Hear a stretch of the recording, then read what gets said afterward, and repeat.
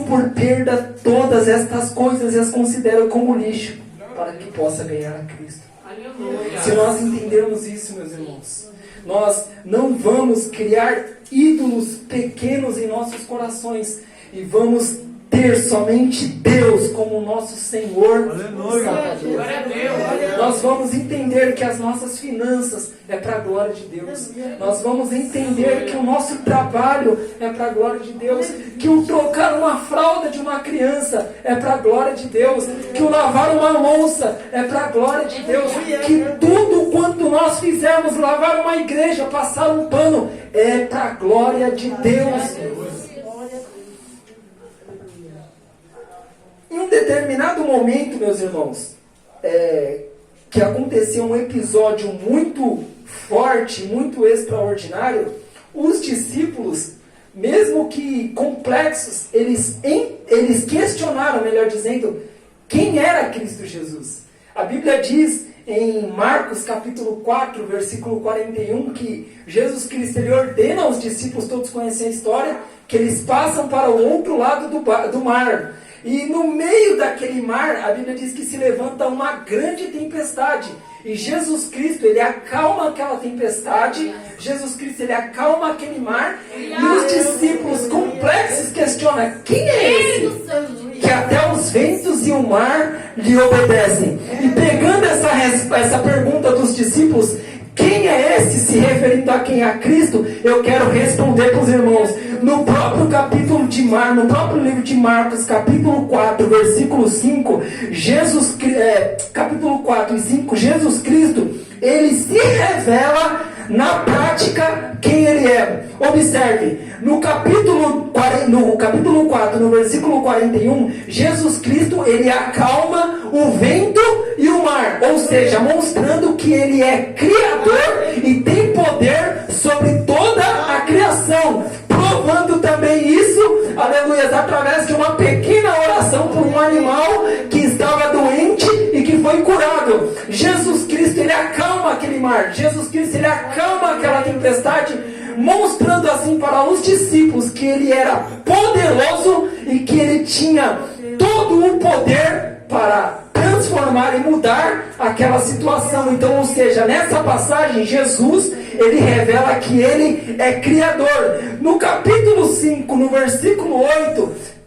tem uma história que havia um endemoniado de Gadareno, que muitas pessoas nem passavam por lá por tanto medo que tinha, era preso com correntes fortes e mesmo assim ele conseguia quebrá-lo, mas Jesus Cristo vai diante daquela cidade, daquele vilarejo, expulsa aquele demônio, aquele homem é liberto, mostrando assim que Jesus Cristo ele tem tanto poder sobre a tempestade, sobre o mar, como também ele tem poder sobre os demônios. Aleluia. No capítulo 5, no versículo 28 e 29, na continuação do mesmo capítulo, a Bíblia diz que Jesus Cristo ele está indo na casa da filha de Jairo, fazer ali um milagre, fazer ali uma ressurreição, mas no meio do caminho existiu uma mulher que 12 anos sofria de fluxo de sangue, hemorragia, e ela creu que se ela somente tocasse na obra de Jesus,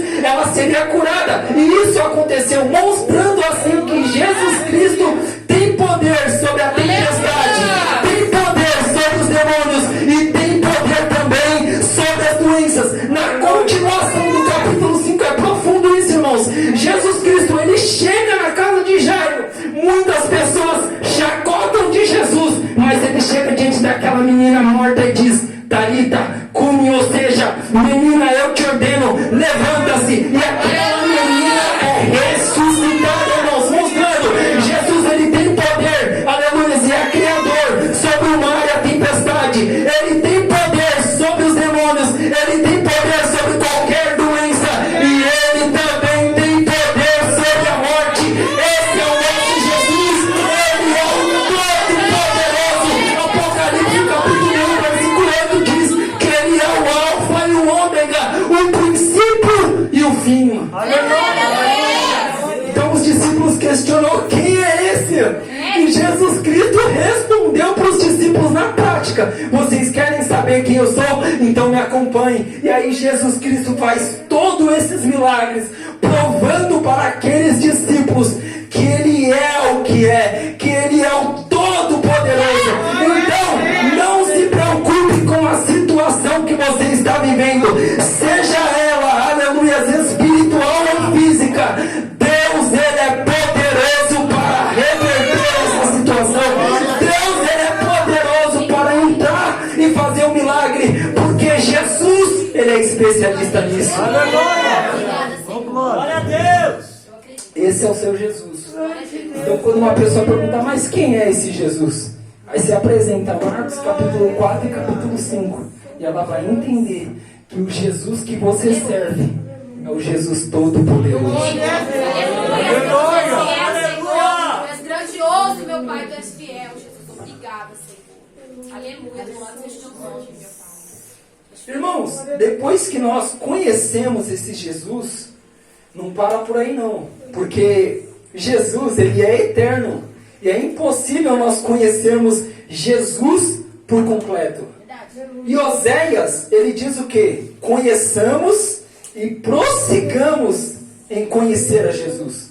E é aí que entra a nossa responsabilidade, como crentes em Cristo Jesus.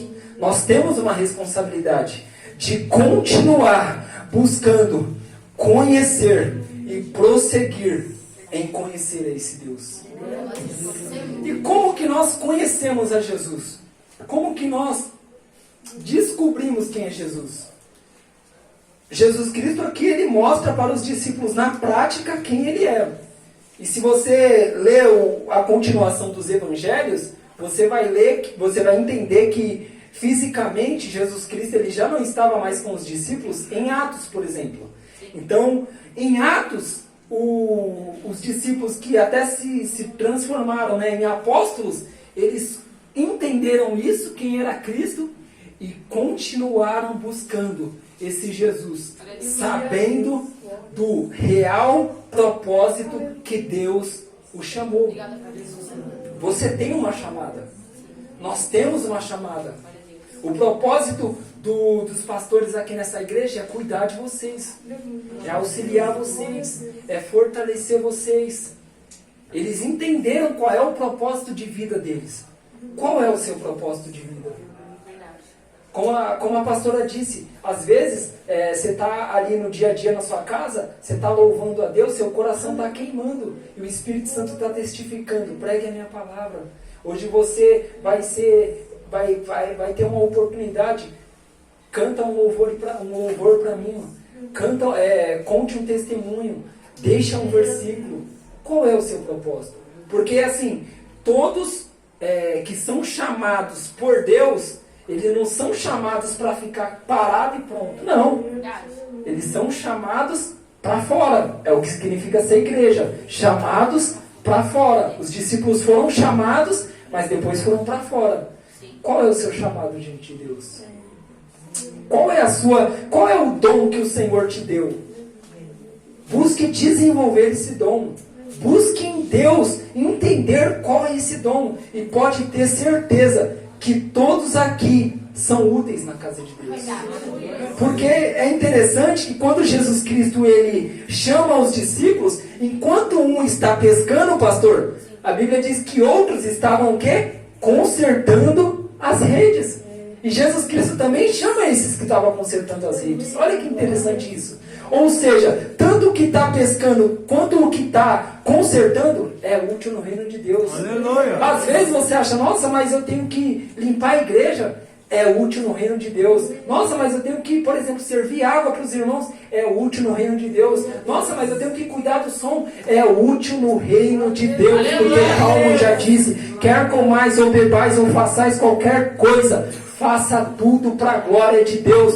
Quando você entende que você não trabalha principalmente para essa igreja, mas para Cristo, Aleluia! tudo quanto você fizer vai ser útil. Tudo quanto você fizer vai ter um real valor, vai ter um real propósito e o nome de Deus será glorificado. Então como que nós conhecemos esse Deus?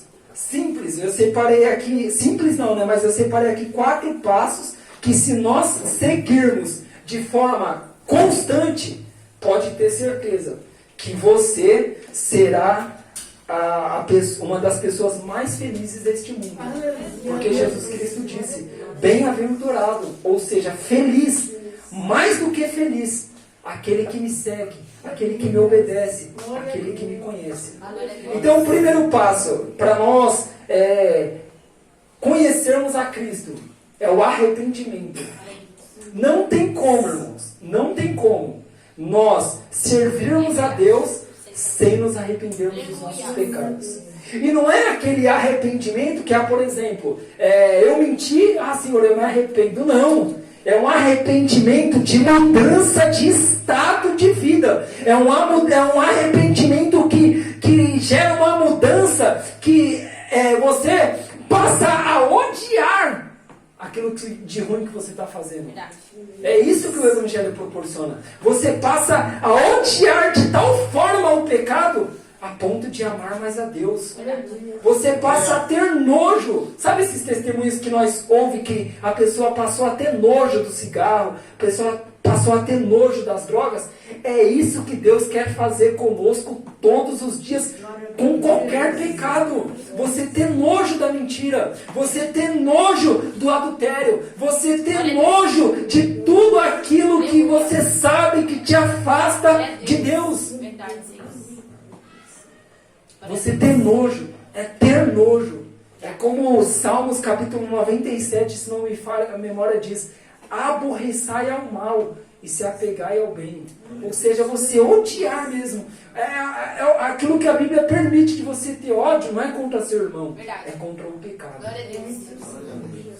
Porque Martin Lutero, ele disse, eu achava que o velho homem, ele morria na água do batismo, mas eu não sabia que o miserável sabia nadar. Então, ou seja, você vai ter uma luta constante. É todos os dias. É a carne contra o espírito e o espírito contra a carne. É um combate. E aí depende de você. O que você vai escolher? Servir a Deus, honrar a Deus, ou servir a carne e assim o diabo. Então nós temos que nos arrepender dos nossos pecados. E esse arrependimento, ele é gerado pelo Espírito Santo. É algo que só o Espírito de Deus pode fazer. E aí entra no segundo ponto do passo de nós conhecermos a Deus. Oração. A Bíblia diz, pede e recebereis. Busque, você vai encontrar. Bate na porta e ela vai se abrir. Glória a Deus. E Jesus Cristo, falando do Espírito Santo, ele disse: qual o pai que o seu filho lhe pedindo pão lhe dá uma pedra? Não tem como. Se seu filho, mãe, pai, te pede um pão, você vai dar uma pedra para ele comer? Não tem sentido.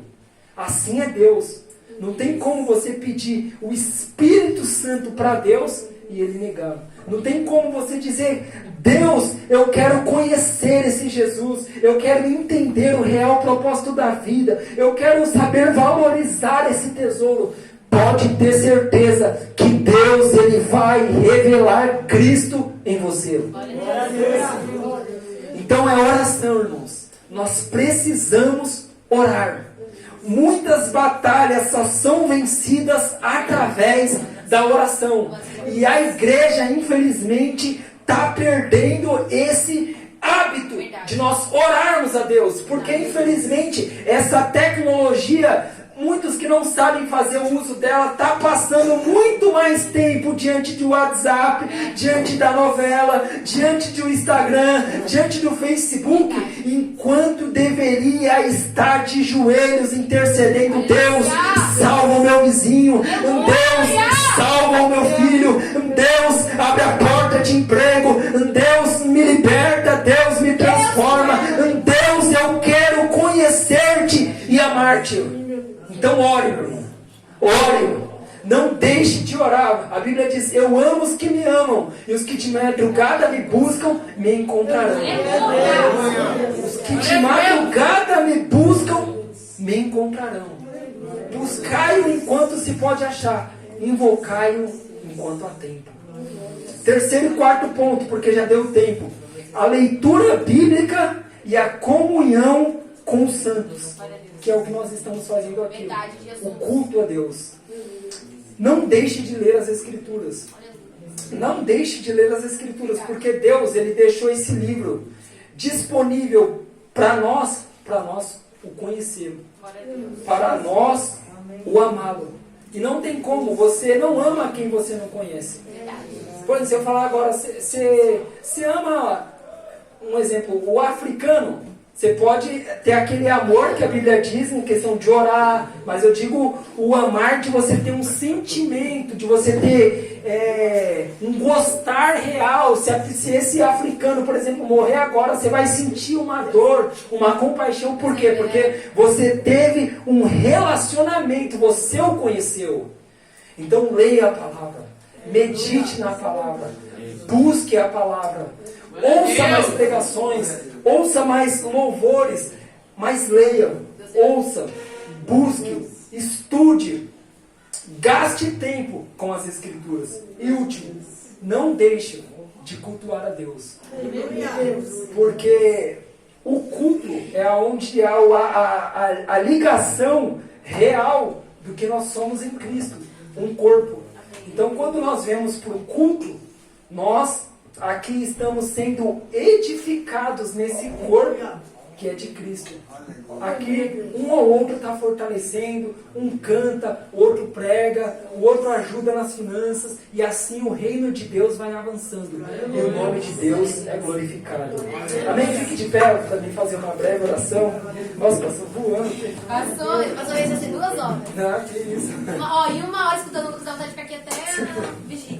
Vamos orar, irmãos? Amém? Eu agradeço mais uma vez essa oportunidade, mas eu oro para que você possa, pelo menos, gravar tudo. A nossa mente às vezes não consegue, mas se você pelo menos pegar uma parte dessa palavra e colocar em prática, pode ter certeza que as nossas vidas mudam. Amém? Deus, no nome de Jesus, a tua palavra, meu Pai, ela foi pregada. E eu oro, Espírito Santo, que o diabo, meu Pai, não roube a semente, meu Pai, que foi plantada, mas que nós, meu Deus, possa cuidar, meu Pai, dessa semente, para que ela possa dar frutos. E o teu nome, Senhor, ser glorificado. Assim, meu Deus, eu agradeço por essa imensa responsabilidade, pela confiança, meu Deus, que o Senhor, meu Pai, colocou nesses pastores, meu Pai, por mim. E que o teu nome, Jesus, seja glorificado para o louvor da sua glória. Eu agradeço a oportunidade.